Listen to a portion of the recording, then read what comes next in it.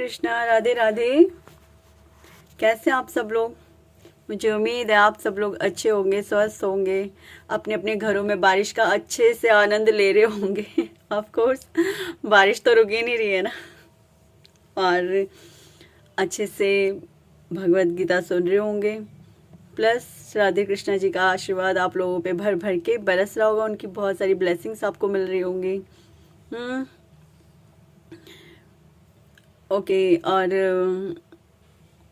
Video को like, share and subscribe ज़रूर कीजिए please please, I request you all. देखिए, और थोड़ा सा मोटिवेशन कीजिए, थोड़ी सी मेरी हेल्प कीजिए। वीडियो को लाइक, शेयर एंड सब्सक्राइब ज़रूर कीजिए।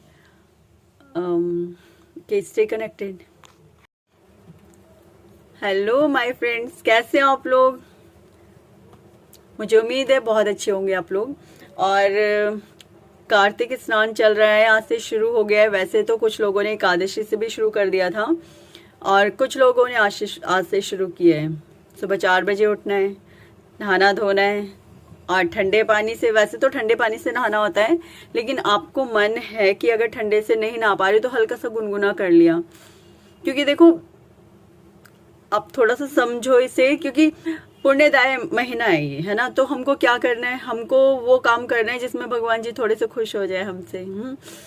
पहले तो सबसे पहले आप सुबह उठ जाइए। सुबह उठ करके अगर बहुत ज़्यादा नहीं तो हल्के गुनगुने पानी से ही नहा लीजिए। उसमें हल्का सा गंगा जल डाल लीजिए, या अपने मन में सोचिए, अगर गंगा जल आपके पास नहीं है तो अपने मन में सोचिए, हे गंगा मैया आप इसी पानी में आ जाइए और मैं आपको इस पानी में ही मानते हुए, इस पानी से मतलब गंगा जल मानते हुए और इस पानी से ही नहा रही हूँ। तो इस तरीके से, या नहा रहा हूँ, तो इस तरीके से आप एक होता है ना मानसिक कर्म। तो मानसिक जो कर्म होता है वो भी बहुत मायने रखता है। मानसिक पूजा, मानसिक कर्म, तो ये भी बहुत मायने रखती हैं बातें। तो जो हमने मन में सोची होती है ना, वो कहीं हद तक होती हैं चीज़ें, ठीक है। तो आप उससे बोलिएगा कि मैं मानसिक रूप से, मतलब इसे गंगा जल समझ करके ही स्नान कर रही हूँ या कर रहा हूँ, और वो उसी के अनुसार ही फिर फल भी देता है।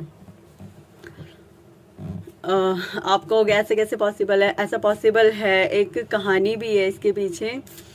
एक बार एक सास, एक नई नई बहू आई होती है उधर तो घर में। तो वो बहू हर बार शादी से पहले वो बहू क्या करती थी, जा करके वहाँ पर गंगा जी में जा करके हमेशा कार्तिक में स्नान किया करती थी। लेकिन इस बार जब शादी हो गई थी तो घर का काम वगैरह वो जा नहीं पा रही थी। तो एक दिन उसकी सास ने उससे कहा कि मैं गंगा जी में स्नान करने के लिए जा रही हूँ, 3-4 दिन में आऊँगी वापस, और तू घर में ही रहना। वो सोच रही कि मैं भी चल पड़ूंगी, लेकिन उसकी सास ने मना कर दिया। तो जब सास ने मना कर दिया, क्या ठीक है, फिर वो घर में रुक गई। सासू माँ तो चली गई अपना, अब इधर बहू घर में रुक गई। तो सासू माँ तो गंगा जी में स्नान कर रही थी। वो सुबह सुबह उठकर बाल्टी में बोलती है गंगा मैया से, हे गंगा मैया, यदि मैंने सच्चे मन से आपकी सेवा की है, सच्चे मन से मैं आपको मानती हूँ, तो और मेरा कार्तिक स्नान सच्चा है, तो आप इसी में ही, मतलब बाल्टी के अंदर ही आप प्रवेश कर जाइए गंगा जी। तो गंगा जी, यही हुआ। गंगा जी यही करती थी हमेशा, मतलब वो रोज यही बोलती थी और वो रोज इसी तरीके से नहाती थी। तो एक दिन क्या हुआ, उसकी सासू माँ नहा रही थी तो उनकी ना पायल बह गई गंगा जी में। वो जब बह गई तो वो बहते बहते बहू की बाल्टी में आ गई। पायल बहती हुई बहू की बाल्टी में आ गई।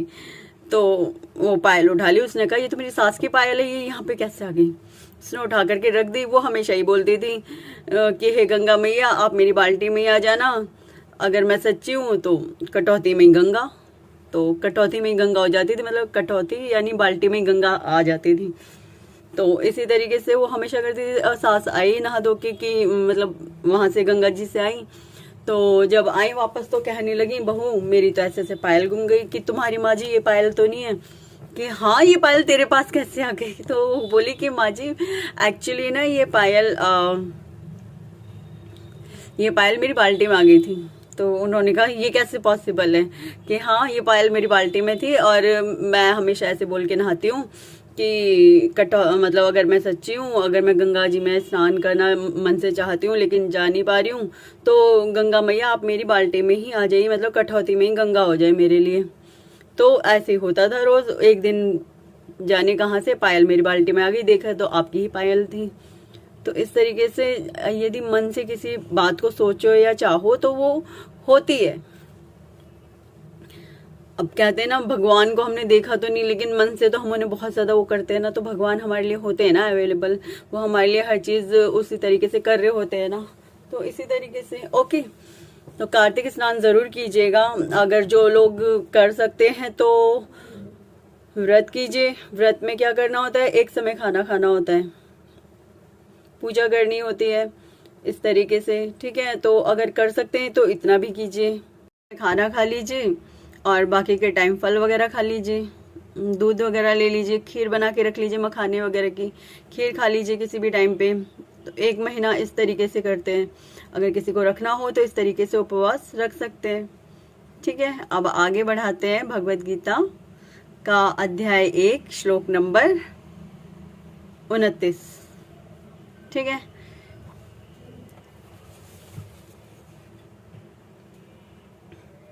यदि हम ऐसे आतताइयों का वध करते हैं तो हम पर पाप चढ़ेगा, अतः यह उचित नहीं होगा कि हम धृतराष्ट्र के पुत्रों तथा उनके मित्रों का वध करें। हे लक्ष्मीपति कृष्ण, इससे हमें क्या लाभ होगा और अपने ही कुटुंबियों को मारकर हम किस प्रकार सुखी रह सकते हैं। तो वैदिक आदेशानुसार आतताई 6 प्रकार के होते हैं। विष देने वाला, घर में अग्नि लगाने वाला, घातक हथियार से आक्रमण करने वाला, धन लूटने वाला, दूसरे की भूमि हड़पने वाला, पराई स्त्री का अपहरण करने वाला। ऐसे आतताइयों का तुरंत वध कर देना चाहिए, क्योंकि इनके वध से कोई पाप नहीं लगता। भगवान जी ने देखो कौन कौन सी वो निकाल रखी है। तो इसीलिए मैं बार बार एक ही चीज बोलती हूँ, धर्म को फॉलो करो। देखो हमें लगता है हमें कोई पाप नहीं लग रहा है यहाँ पे, एक्चुअली हमें यहाँ सोचो ना, हमें जो छोटी छोटी प्रॉब्लम्स मिलती हैं वो किन कारणों से मिल रही होती हैं। ऑफ कोर्स हमारे जो कर्म हो रहे होते हैं गलत, उन्हीं की वजह से मिल रही होती हैं। तो वैदिक आदेशानुसार आतताई 6 प्रकार के होते हैं। विष देने वाला, यदि कोई विष दे रहा है आप किसी को, ठीक है। घर में अग्नि लगाने वाला, घर में ही खुद आग लगा दे। अब अग्नि 2 प्रकार से लगाई जाती है, एक तो सीधे सीधे आग लगा दी जाती है, दूसरी अग्नि होती है अपनी बातों से घर को बर्बाद करना, ठीक है। से भी अग्नि लगाने बोलते हैं दूसरी भाषा में। अब जैसे कई बार जरा जरा सी बात का बढ़कर के बात का बतंगड़ बन जाता है, जिस इस टाइप से। मेरा मानना ये है कि अगर आपको कोई बात लगी है बुरी या किसी ने कुछ बात गलत करी है, पहले तो आप उसे खुद ही माफ कर दो और कहो जाने दो। अगर लेकिन सामने से कोई आकर आपसे माफी मांग रहा है किसी बात की, आपसे बार बार माफी मांग रहा है, तो उसे माफ कर दो, बजाय उसकी गलतियां गिनाने के। आपको दूसरे की गलतियां ना तो गिनानी होती हैं, ना ही बार बार किसी को इरिटेट करना है। सामने वाले को माफ कर दो। अगर कोई आपसे माफी मांग रहा है उसे माफ कर दो। हर किसी को एक मौका जरूर देना चाहिए माफ करके। अगर मौका नहीं दे रहे हो, पता सोचो उसने सामने से आके माफी मांगी है ना आपसे, अगर माफी नहीं मांगता तो वो भी अहंकारवश बैठा रहता कि नहीं मैं भी नहीं माफी मांग रहा, लेकिन उसने आपसे आके माफी मांगी ना, तो जिसने माफी मांगी है उसकी माफी का मान रख करके आप उसे माफ कर दो। दिल को इतना बड़ा जरूर रखो, ऐसे बड़ा नहीं कि फैल जाए, नहीं नहीं ऐसा नहीं, ऐसे में तो हमारे को क्षति हो जाएगी। लेकिन इतना बड़ा मतलब बड़ा इस प्रकार से रखो कि उसमें आप पूरी दुनिया भी समा सकते हो। कोई अगर गलती कर दे तो उसे माफ करो। कभी भी ऐसा मत करो कि अगर कोई सामने से आके आपसे माफी मांग रहा है, सामने से आके माफी मांग रहे हैं, आप उसे फिर भी माफ नहीं करो, दैट्स नॉट ओके। क्रोध करना दुनिया का सबसे बेकार काम है। क्रोध यदि आप करते हो तो इस क्रोध को पहली लाइन से त्याग दो, पहले सिरे से साइड कर दो क्रोध को। क्योंकि यदि कोई हमारे काम सबसे ज्यादा बिगाड़ता है ना, मान लो जैसे कोई काम बनने वाला है और हमने क्रोधवश उस काम को नहीं एक्सेप्ट किया या कुछ भी, तो पता है सबसे ज्यादा काम हमारे क्रोध की वजह से बिगड़ जाते हैं। हाँ, एक क्रोध की वजह से सब कुछ खराब हो जाता है। मैंने बड़े बड़े परिवारों को सिर्फ एक क्रोध की वजह से खराब होते हुए देखा है। मैंने बहुत बड़ी बड़ी चीजों को सिर्फ एक गुस्से की वजह से खराब होते हुए देखा है। तो क्रोध को जितना जल्दी त्याग दो, क्यों मन में ये रखना है कि इसने ऐसे किया कि इसने वैसे किया, क्यों इन बातों को लेकर के हमेशा मन में बैठना है। खुद के भी दिमाग में उल्टी सीधी चीजें चल रही है फिर इसकी वजह से, और सामने वाले को भी आप हर्ट कर रहे हो हर बार। तो क्यों ऐसे कर रहे हैं कि उसने मेरे साथ ऐसे किया है, उसने मेरे साथ ऐसे किया है। हाँ ऑफ कोर्स मैं पहले करती थी ये सारी चीज़ें, मैं मना नहीं कर रही हूँ आपसे, मैं करती थी ये सारी चीज़ें।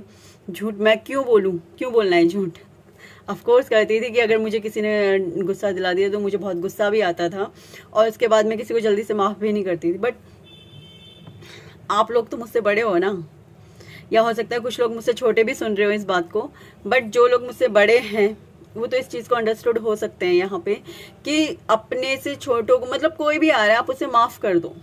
माफ़ करने से पहले तो आपके दिल को भी शांति मिलेगी, फिर सामने वाला भी आपकी माफ़ी पा करके खुश हो जाएगा। हो सकता है नेक्स्ट टाइम से वो गलती दोबारा ना करे। मन में क्यों मैल रखना है किसी को भी लेके, नहीं रखो, खुश रहो। खुश रहने का मूल मंत्र यही है, खुद भी खुश रहो, दूसरों को भी खुश रखो। जब आप खुद खुश रह के अपने आसपास वालों को भी खुश रखते हो ना, तो लाइफ वैसे ही बहुत ईजी हो जाती है। गुस्सा नहीं करना चाहिए, गुस्सा सब इंसान का सबसे बड़ा शत्रु है। कहते हैं ना, हमेशा से लोग कहते रहे, क्रोध इंसान का सबसे बड़ा दुश्मन होता है। घातक हथियार से आक्रमण करने वाले, अब कोई डायरेक्ट घातक हथियार, पिस्तौल निकाल ली, छुरी कांटे सब निकाल लिए, मार दी किसी को, राइट। धन लूटने वाला, धन लूट लिया किसी का। भूमि लूटने वाले, किसी दूसरे की भूमि और आपने लूट ली, भगवान माफ कर देंगे, भगवान सब देख रहे होते हैं। पराई स्त्री का अपहरण करने वाला, अब कोई पराई स्त्री है, आप उसकी तरफ गलत निगाह डाल रहे हो, गलत दृष्टि डाल रहे हो, तो ऑफ कोर्स वो भी गलत है, गलत है। अब गलत है, ये सारी चीज़ें तो हैं, आपको माननी चाहिए और अप्लाई भी करनी चाहिए। अब कई बार क्या होता है कि लोग मुझसे इन बातों पे, जब मैं बोल रही हूँ तो ऑफ कोर्स सब सुन रहे हैं, तो कुछ लोग मुझसे नाराज़ भी हो जाते हैं कि मतलब इस तरीके से क्यों बोल रही है। एक्चुअली सच ना हमेशा से कड़वा रहा है, आप कोई मानो मत मानो, बट सच सच है, ये हमेशा सच ही रहेगा। बहुत नरक की यातनाएं भोगनी पड़ती हैं अगर हम सच को एक्सेप्ट नहीं करते हैं। अगर कोई सिंगल लड़का है तो उसे अपने लिए एक शादीशुदा नहीं, एक नॉर्मल सिंगल लड़की ढूंढनी चाहिए। या अगर आपकी शादी हो चुकी है तो आप ऑफ कोर्स नॉट, आप दूसरे की वाइफ पर इस तरीके से नज़र मत दौड़ाइए। आपकी वाइफ है घर के अंदर, उसमें सब कुछ ढूंढिए। और लेडीज़ को भी यही चाहिए कि अपने हस्बैंड या अपने हस्बैंड को ही सब कुछ माने। हाँ ठीक है, आप किसी दूसरे पर्सन से लड़कों, आज का क्योंकि टाइम अलग हो चुका है, जनरेशन बदल चुकी है, तो मैं इतनी चीज़ के लिए मैं बोल सकती हूँ कि आप किसी को दोस्त बना सकते हो। दोस्ती में भी सिर्फ ओनली एक दायरा होना चाहिए कि दोस्ती रहेगी, बस, इससे ज़्यादा नहीं। इससे ज़्यादा जाने पे तो फिर चीज़ें गलत हो जाती हैं, ख़राब हो जाती हैं, तो वो नहीं करनी है।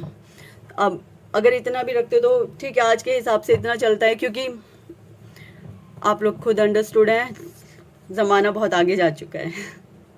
हम लोग बहुत पीछे हैं इस हिसाब से, लेकिन हम पीछे नहीं हैं। अगर संस्कारों को कोई अप्लाई कर रहा है, संस्कारों को कोई मान रहा है, तो वो पीछे नहीं है, वो सिर्फ संस्कारों पे चलने की कोशिश कर रहा है। अब अगर समाज इस चीज़ पे भी आपत्ति उठाता है तो समाज गलत हुआ, ना कि हम लोग। ऑफ कोर्स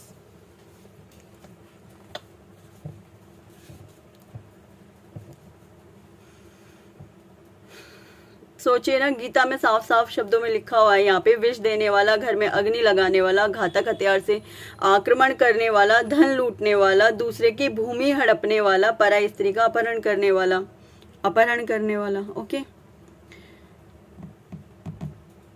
और ऐसे आतताइयों का तुरंत वध कर देना चाहिए, क्योंकि इनके वध से कोई पाप नहीं लगता। अब देखो भगवान जी कह रहे हैं अगर तुम इनका वध भी कर देते हो तो इनसे कोई पाप नहीं लगेगा। सोचो फिर क्या वैल्यू है उन लोगों की, कोई भी वैल्यू नहीं है। दूसरे की निंदा करना और भी बहुत सारी ऐसी चीज़ें हैं। दूसरों की निंदा क्यों करनी है आपने, किसी की भी निंदा क्यों करनी है, किसी की भी निंदा नहीं करनी चाहिए। पता है निंदा करने से क्या होता है, सामने वाले के पाप भी आके आपके सर पे चढ़ जाते हैं। हाँ, किसी ने कोई पाप किया, अभी तो उसको उसकी पूरी सजा मिलनी थी, ठीक है। अब 10 जनों ने उसकी चुगली कर दी, बुराइयां कर दी, इधर उधर कर दी। अब उसके पाप ना अब उन सारों लोगों में बट गए, 10 जनों में। जिस पाप को की सजा वो अकेले काटने वाला था ना, भगवान के उससे, भगवान जी के उससे, पुलिस के उससे तो वो अकेले ही काटेगा। लेकिन जिस चोरी की सजा वो अकेले काटने वाला था, भगवान जी उस चोरी की सजा जिसको उसने की थी उसे अकेले देने वाले थे, लेकिन अब उन 10 लोगों के साथ में देने वाले हैं, क्योंकि उन 10 लोगों ने जैसी निंदा करी ना, उसके पाप हट करके उन सारे लोगों के ऊपर भी वितरित हो गए, बट गए। मैं साधु बनने को किसी को भी नहीं बोल रही हूँ कि आप साधु बनो, इंसान तो बनो, इंसान बनो। यस, मैं साधु बनने को नहीं कह रही हूँ किसी को भी सब साधु बन जाओ, मगर इंसान जरूर बनो, इंसानियत का पाठ जरूर पढ़ो कि इंसान कहते किसे हैं। आज के टाइम में लोग ये भूल चुके हैं कि इंसानियत और इंसान होते क्या है, आखिर उनकी डेफिनेशन क्या क्या है, उनके कैरेक्टरिस्टिक में क्या क्या आता है, कि मतलब ये सारी चीजें एक डेफिनेशन हो सकती है एक सही इंसान की। दूसरों से लड़ाई झगड़ा क्यों करना है, किसी से जा करके ऐसे क्यों भिड़ जाना है, क्यों भिड़ जाना है बताओ। अगर तुम शक्तिशाली हो तो इसका मतलब दूसरों के ऊपर अपनी शक्ति दिखाओगे, क्यों? तुमसे भी तो ज्यादा शक्तिशाली होगा, उसके ऊपर दिखाओ जो तुमसे भी ज्यादा शक्तिशाली है। उस एक दुर्बल पे क्यों शक्ति दिखानी है, और दिखानी क्यों है शक्ति? अगर भगवान ने आपको शक्ति दी है तो उसका सही यूज करो, सही जगह पे करो, इधर उधर यूज मत करो। अगर भगवान ने आपको ज्यादा धन दिया है तो आप उस धन को चुपचाप बांटो, प्रचार करके नहीं कि मेरे पास धन है तुम भी लो, तुम भी लो, ऐसे नहीं। वीडियो बना करके आपने पूरी दुनिया में पोस्ट कर दी, खाना खिला रहे हो तो उसकी भी वीडियो बन गई, पूरे दुनिया में पोस्ट कर दी। अगर पुराने शास्त्रों में कहा जाता है यदि आप किसी को धन दे रहे हो तो धन इस प्रकार से दो कि एक हाथ से लेके दूसरे हाथ को पता भी ना चले।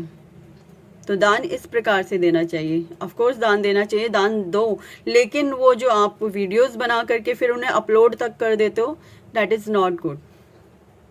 ये तो फिर देना ना देना एक बराबर ही हो गया ना, उस दान का कोई महत्व नहीं रह जाता जो इस प्रकार से दिया जाता है, ठीक है? उस दान का कोई भी महत्व नहीं रह जाता, वो दान ना देने के दान ना देने के बराबर होता है। अगर आप किसी की मदद कर रहे हो फिजिकली या मेंटली तो भी बिल्कुल चुपचाप कीजिए, अपने कामों को गुप्त रखिए, इन कामों को, क्योंकि आपको दिखा के नहीं करने होते हैं इन कामों को। ये इंसानियत के तौर पे की जाती हैं कि आप एक इंसान हो, इंसानियत के तौर पे इन कामों को कर रहे हो। अब आप कहोगे भगवत गीता सबके सामने क्यों पढ़ रही है? हाँ, बात तो सही है, लेकिन मैं क्यों पढ़ रही हूँ, मेरे पास रीज़न है। एक्चुअली मुझे किसी एक को नहीं सुनानी है, मैं कई सारे लोगों को सुनाना चाहती हूँ ताकि वो सुन करके ना उससे थोड़ा सा लाभ ले सकें। इसका मतलब मुझे अपने घर में गीता का पाठ करना चाहिए। एक्चुअली मैं घर में करूँगी ना, यहाँ भी देखो कितने सारे लोग हैं, कुछ ही लोग सुन रहे हैं, घर में करूँगी तो कोई भी नहीं आने वाला है। और यहाँ तो मैं सिर्फ 1 घंटा रोज करके और वीडियो अपलोड कर देती हूँ, जिसकी वजह से लोग जब मन करता है तब सुन लेते हैं। अब मैं घर में अगर स्पेसिफिक टाइम पे बुलाऊंगी ना तो 1 दिन आके 2 दिन आके कोई तीसरे दिन आएगा भी नहीं, कोई भी नहीं आने वाला, इसलिए ऐसा करना पड़ता है। लेकिन हम धार्मिक कार्यों को कर रहे हैं, कोई ऐसे काम नहीं कर रहे हैं कि हाँ दान दिया तो अब सोचो आपने जिसको दान दिया उसने दान पहले तो बड़ा सोच के लिया, फिर आपने उसी दान की वीडियो बना करके पूरी दुनिया में अपलोड कर दी। वो जब उसके पास वो वीडियो पहुंचेगी वो उसके मन पे क्या बीतेगी कि बताओ मैंने ये लिया था तो उसको वीडियो नहीं बनानी चाहिए थी। वो अपने मन में सोचेगा उस बात को, ऑफ कोर्स ज़रूर सोचेगा। तो उस दान को देने का भी कोई फ़ायदा नहीं रह गया फिर, इसलिए।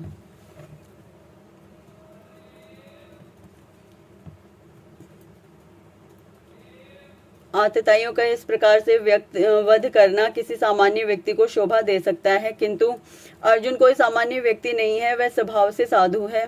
वो स्वभाव से क्या है? साधु है। अतः वह उसके साथ साधुवत व्यवहार करना चाहता था, किंतु इस प्रकार ये का व्यवहार क्षत्रिय के लिए उपयुक्त नहीं है। लेकिन वो क्या है? साधु तो है मन से वो, लेकिन उसका कर्तव्य क्या है, काम क्या है? क्षत्रिय का है। तो एक क्षत्रिय का काम जो मिला है आपको, अगर डॉक्टर का काम मिला है तो ऑफ कोर्स आप मरीजों को चेक करोगे, आपको वकील का काम मिला है तो आप वकालत करोगे, ठीक है? अगर आपको इंजीनियर का काम मिला है आप इंजीनियरिंग का काम करोगे, आपको युद्ध में लड़ने जाने का काम मिला है तो आप युद्ध में लड़ने जाओगे। आपको जो भी काम मिले आप उसके अनुसार कामों को करोगे। तो जो अर्जुन का काम है क्षत्रिय, तो वो अपने काम से थोड़ा ना पीछे हट सकता। सॉरी,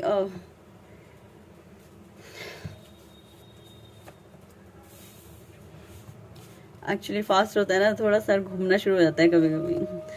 हाँ, मैंने कार्तिक के रखे, अब भगवान जी से प्रेयर करना कि मेरे कार्तिक के सब अच्छे से हो जाए, ठीक है ना।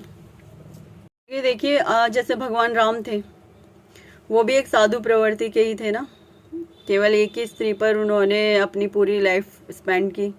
स्त्री यानी उनकी पत्नी, जिसको चाहा उससे शादी भी की, उसी से घर भी बसाया, लेकिन चाहे उनके बिना रहना पड़ा आजीवन, देखो उन दोनों को अलग ही रहना पड़ा था। बहुत बड़ी उन लोगों की वो रही है हिस्ट्री। तो उन दोनों को आजीवन अलग ही रहना पड़ा, सीता माँ को और राम जी को, सबको अलग ही रहना पड़ा उन दोनों को। लेकिन फिर भी वो जैसे भी थे तो एक क्षत्रिय है ना, तो उन्होंने अपने काम से कभी पैर पीछे तो नहीं हटाए थे। वो अगर साधु प्रवृत्ति के थे भी, साधु प्रवृत्ति के कैसे थे, क्योंकि उन्होंने कभी किसी और स्त्री की तरफ नहीं देखा, सीता जी को ही हमेशा अपने हृदय में स्थान दिया। दूसरा, अगर पैसे थे भी तो एक आसक्ति नहीं थी उनको उन पैसों, क्योंकि जब सीता जी नहीं थी जिस वक्त पे घर में, वो वन में थी, तो खुद भी वो कैसे रहते थे, नीचे शैया लगा करके सोते थे। इनकी तीली और इनकी घास वास की शैया लगा करके तब सोते थे, और खाना भी बिल्कुल साधु वाला खाते थे वो। तो इसी तरीके से अर्जुन को अपना कार्य नहीं भूलना चाहिए, जो भी उसका कार्य है उसे वो अच्छे से करना चाहिए। अर्जुन के प्रसंग में विशिष्ट प्रकार की आतताइयों से भेंट होती है। ये है उनके निजी पितामह, आचार्य, मित्र, पुत्र, पौत्र इत्यादि। इसलिए अर्जुन ने विचार किया कि उनके प्रति वह सामान्य आतताइयों जैसा कटु व्यवहार ना करें। इसके अतिरिक्त साधु पुरुषों को तो क्षमा करने की सलाह दी जाती है। मतलब वो सोच रहा था कि मैं इनको क्षमा करूं और छुट्टी पाऊं, मैं लड़ाई नहीं करना चाहता इनसे। वो कह रहा था मुझे थोड़ी सी देर के सुख के लिए मुझे इन सबको नहीं मारना, मुझे अपने परिवार का नाम खराब नहीं करना कि मैंने अपने अब देखो, ऑफ कोर्स बोलते तो हैं ही कि महाभारत हुई थी, अपने ही कई मैंने ऐसे वो देखी है कि जब संपत्ति का विभाजन हो तो महाभारत होती है। एक्चुअली ना हम हर चीज़ का गलत मतलब डिवाइड करते हैं लोगों के अंदर। अब देखो, यहाँ पे संपत्ति के पीछे लड़ाई नहीं हुई थी, धर्म के पीछे लड़ाई हुई थी। धर्म की अधर्म के खिलाफ लड़ाई थी। हाँ, संपत्ति के लिए लड़ाई नहीं थी। यहाँ पे हुआ क्या था, कृष्ण भगवान स्वयं गए थे कि तुम इन लोगों को 5 भूमि दे दो, सिर्फ इतनी सी भूमि दे दो, 5 भूमि, इतना बड़ा तुम्हारा राज्य है पूरा भारत, तुम सिर्फ 5 भूमि दे दो। तो उसने, दुर्योधन ने 5 भूमि देने के लिए भी मना कर दिया था। तो कृष्ण भगवान ने कहा था ये जो तुमने अधर्म मचा रखा है ना, अब अधर्म कैसे था सोच के देखना। द्रौपदी के साथ चीरहरण हुआ था, तो ये अधर्म नहीं था, धर्म था क्या? ठीक है, जो इन लोगों ने ये द्यूत क्रीड़ा की थी, द्यूत क्रीड़ा के दौरान इन लोगों को 13 वर्ष का वनवास दे दिया था। उसके ऊपर भी एक रूल, एक और चीज़ लगा दी थी स्पेसिफिक, अगर 12 वर्ष के बाद 13वें वर्ष का यानी 1 वर्ष का तुम्हारा अज्ञातवास रहेगा, अगर उस बीच तुम पकड़े गए तो तुम्हें दोबारा से 13 वर्ष का वनवास दे दिया जाएगा। तो ये अधर्म नहीं था। उन्होंने क्या मांगा था? संपत्ति के पीछे लड़ाई नहीं हुई थी, लड़ाई हुई थी धर्म के पीछे। तो धर्म की रक्षा के लिए भगवान ने वो महाभारत करवाई थी, और जो कि जरूरी भी थी।